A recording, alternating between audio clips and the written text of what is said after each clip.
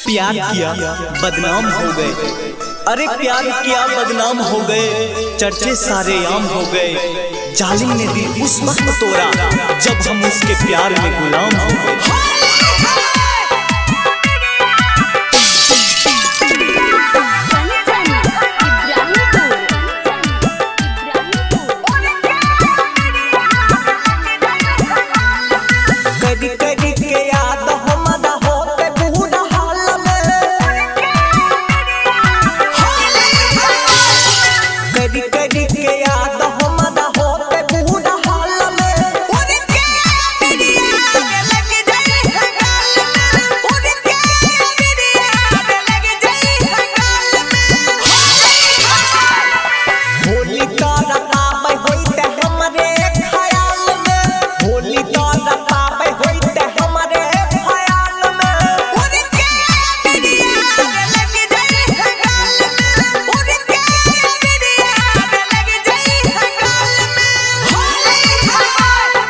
Radhika recording studio Saharsa.